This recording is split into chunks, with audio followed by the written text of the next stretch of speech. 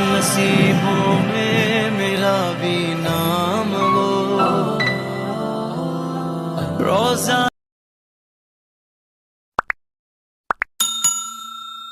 معزز سامعین کرام،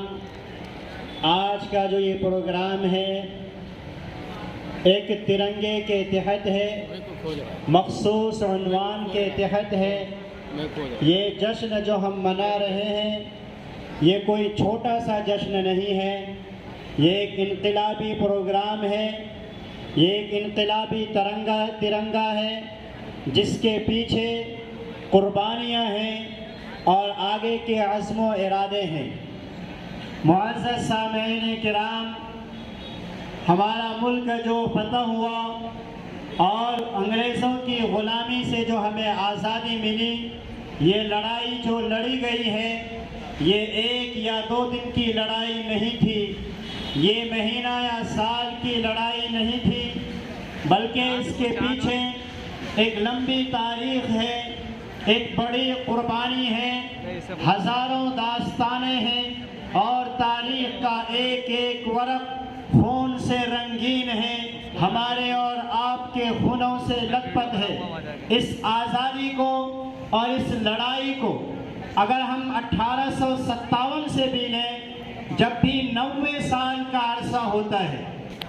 اور ابھی پروگرام کے آغاز میں حضرت مولانا نے فرمایا دراصل یہ لڑائی 1857 سے شروع نہیں ہوتی ہے بلکہ اس سے ٹھیک ایک صدی پہلے 1757 سے اس کا آغاز ہوتا ہے. ہمیں معلوم ہونا چاہیے سن 1601 میں انگلستان سے ایک قافلہ تجارت کے نام پر جو در حقیقت ہمارے ملک کو لوٹنے کے لیے، یہاں کے املاک پر قبضہ جمانے کے لیے 1601 میں انگریزوں کا پہلا جہاز ہندوستان آتا ہے اور تجارت کی کمپنی کے نام سے ایسٹ انڈیا کمپنی کا قیام عمل میں آتا ہے، جو در حقیقت ایک کمپنی نہیں تھی بلکہ وہ ایک ایسا کارخانہ تھا، وہ ایک ایسی چھاؤنی تھی، وہ ایک سازش کا حصہ تھا جس کمپنی میں، جس ایسٹ انڈیا کمپنی میں ملازمین کے نام پر فوج بھرے جا رہے تھے اور سامان تجارت کے نام پر اس میں ہتھیار بھرے جا رہے تھے. خیر اس وقت میں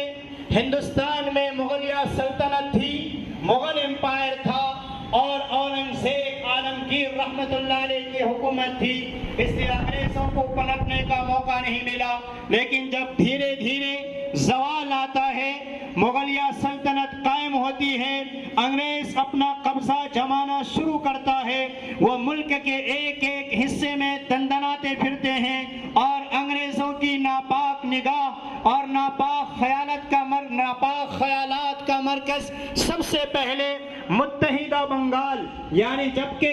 بنگال، اڑیسہ، بہار یہ ایک تھا، وہ ایک زرخیز علاقہ تھا، تجارتی علاقہ تھا، کاشتکاری والی زمین تھی. انگریزوں کی نگاہ وہاں جاتی ہے اور بنگال کو قبضہ کرنے کے لیے سب سے پہلے ان کی ناپاک کوشش ہوتی ہے. میرے محترم بزرگوں دوستو، یہ وہ دور تھا جبکہ ہمارے برادران وطن کو یہ شعور بھی پیدا نہیں ہوا تھا کہ ہمارا ملک غلامی کی طرف بڑھتا جا رہا ہے. اس بنگال کی سرزمین پر سب سے پہلے جس مرد مجاہد نے انگریزوں سے مقابلہ کیا اور دیوانہ وار بن کر کے میدان جہاد میں آئے، میرے محترم بزرگوں دوستو، وہ کوئی اور نہیں، وہ ایک مسلمان تھا اور اس کا نام نواب سراج الدولہ تھا. نواب سراج الدولہ 50,000 کی فوج کی جمعیت کے ساتھ میدان میں آتا ہے اور انگریزوں کے پاس صرف 3,000 فوج تھے، جن میں 2500 ہندوستانی ہی تھے، باقی 500 انگریزی تھے. آسانی سے میدان ہاتھ آ سکتا تھا،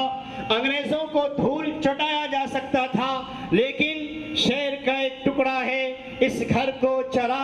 گھر کو آگ لگی، گھر کے چراغ سے اپنوں نے غداری کی اور غدار کے شکل میں میر جعفر نامی شخص جو کہ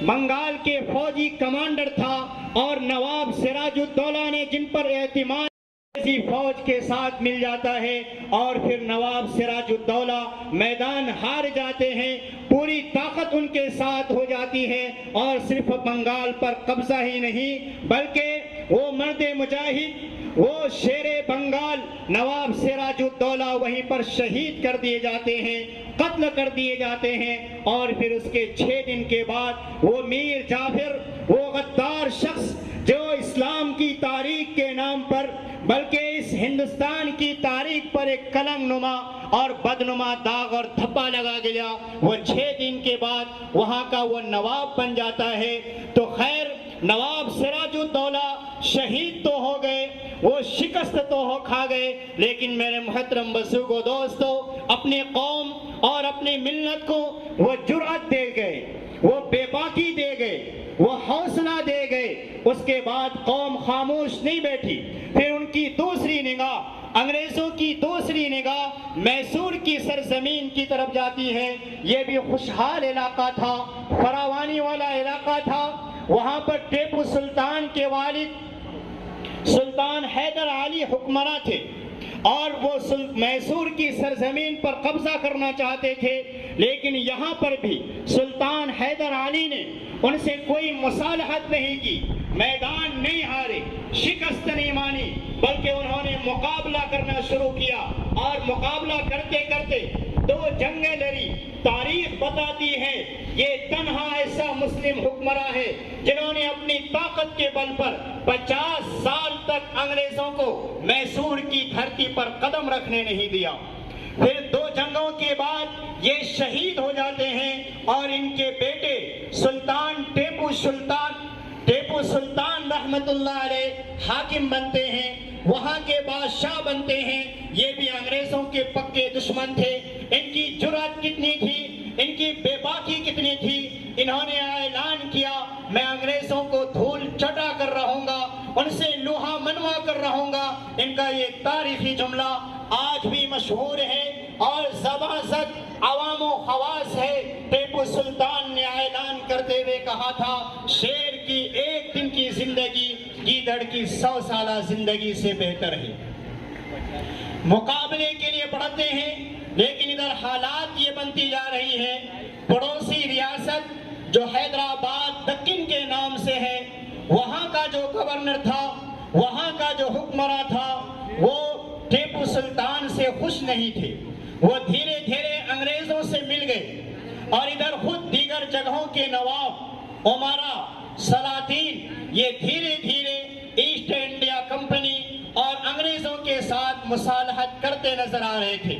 تو ایک تو کافی دنوں سے مقابلہ چل رہا تھا، خود اپنے بھی انگریزوں کے ساتھ ہو رہے تھے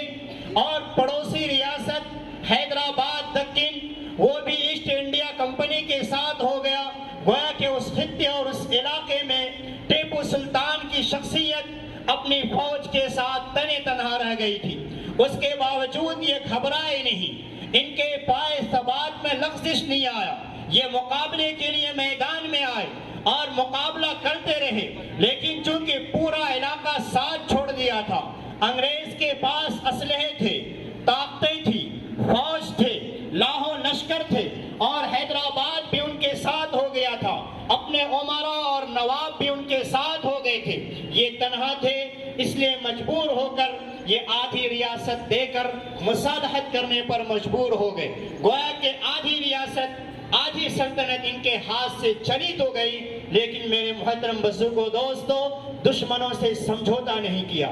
پیچھے نہیں ہٹے،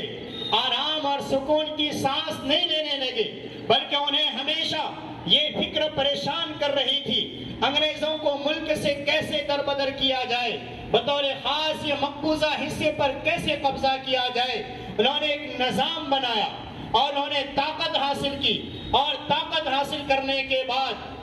پھر 4تھی مرتبہ انگریزوں سے مقابلے کے لیے میدان آئے۔ یہاں پر قریب تھا کہ ٹیپو سلطان کو فتح حاصل ہو جاتی، میدان ان کے ہاتھ میں آ جاتا اور انگریزوں کو دھول چٹا دیا جاتا، لوہے منوا لیے جاتے۔ لیکن پھر یہاں پر وہی منظر پیش آیا، وہی صورت پیش آئی جو اس سے پہلے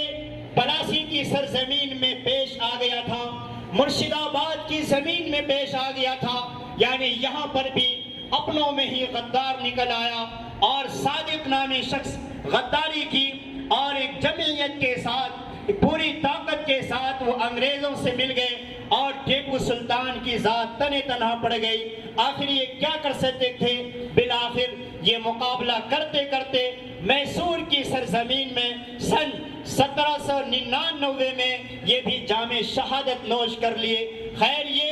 جام شہادت تو نوش کر گئے، لیکن کتنے بہادر تھے، کتنی بڑی شخصیت تھی، انگریزوں کے لیے کتنی بڑی رکاوٹ بنے ہوئے تھے۔ جب ان کی لاش زمین پر گری تو ایک انگریز کمانڈر نے ان کی لاش پر کھڑے ہو کر کے کہا کہ آج سے ہندوستان ہمارا ہے۔ اس کا مطلب یہ ہوا کہ اب ان کے لیے کوئی رکاوٹ نہیں رہ گئی تھی۔ میرے محترم بزرگوں دوستو، اس کے بعد انگریز دندناتا ہوا دلی کی طرف آتا ہے، دلی پر قبضہ جما لیتا ہے۔ یہاں پر جو کٹ پتلی اور کمزور بادشاہ تھی وہ شاہ عالم ثانی بادشاہ تھا، وہ دندناتا ہوا یہاں پہنچتا ہے، کیونکہ رکاوٹیں ختم ہو گئی تھی، آڑے ختم ہو گئے تھے، اب پورے ملک پر قبضہ جمانے کی ان کی کوششیں ہونے لگی۔ دلی آیا اور یہاں کے بادشاہ سے ایک عہد لکھا لیا اور آپ یہ لکھیں اور دستخط کریں۔ چنانچہ یہ جملہ اس وقت کے بادشاہ سے لکھایا گیا، خلق خدا کی،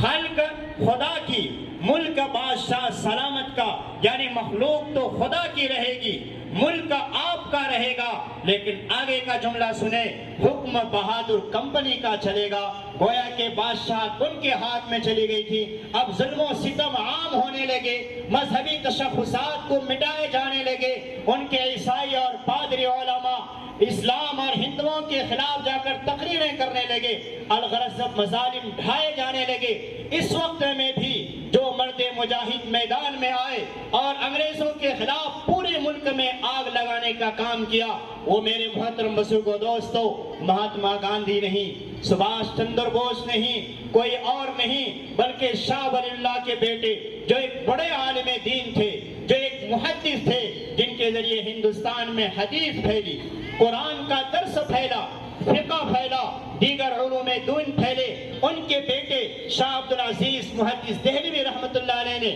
جہاد کا فتویٰ دیا اور یہ اعلان کیا کہ آج سے ہندوستان دارالحرب بن چکا ہے اور یہاں کے رہنے والے ایک ایک باشندے پر انگریزوں کے خلاف لڑنا، مقابلہ کرنا، جہاد کرنا فرض ہو چکا ہے۔ اس کے بعد پورے ملک میں اس فتوے نے آگ پر تیل کا کام کیا۔ وہ مسلمان جو چھپے بیٹھے تھے، وہ مسلمان جو ہمت ہار چکے تھے، وہ میدان میں آئے، مقابلہ کرنے کے لیے ہر ایک کے اندر جوش اور جذبہ پیدا ہوا۔ پھر ایک بڑی بڑی تحریکیں سامنے آئی، آخر میں یہی فتویٰ چل کر کے 1857 میں جو بڑا مقابلہ ہوا ہے اس کی سبب بنا، جس کو انگریز بغاوت اور خطرہ کا نام دیتے ہیں اور ہم مقابلہ اور تاریخی کارناموں کا نام دیتے ہیں۔ اس کے بعد ایک عمومی جذبہ پیدا ہوا۔ خیر بتانا یہ ہے، یہ مقابلہ، یہ لڑائی 1857 سے نہیں بلکہ 1757 سے اس کا آغاز ہوا ہے۔ مسلمانوں نے آغاز کیا ہے، نواب سراج الدولہ شہید ہوئے، ٹیپو سلطان شہید ہوئے، سید اسماعیل شہید ہوئے اور سید احمد شہید رحمت اللہ علیہ شہید ہوئے، مولانا قاسم نانوتوی رحمت اللہ علیہ، مولانا رشید احمد گنگوئی رحمت اللہ علیہ، نہ جانے ہزاروں علماء ہیں جو پھانسی کے پھندے پر چڑھا دیے گئے اور انہوں نے اپنی شہادت کو سعادت سمجھ کر کے اس ملک کو سینچا، ان کو آزاد کیا اور ترقی دی۔ میرے محترم بزرگوں دوستو، ضرورت اس بات کی ہے ہم دیگر چیزوں سے ہٹ کر کے اپنی تاریخ کو پڑھیں، اپنی قربانی کو پڑھیں، اپنے عوام اور علماء کو سمجھیں اور ان جیسا عزم پیدا کریں، ولولہ پیدا کریں اور جوش پیدا کریں۔ وآخر الدعوانا الحمدللہ رب العالمین۔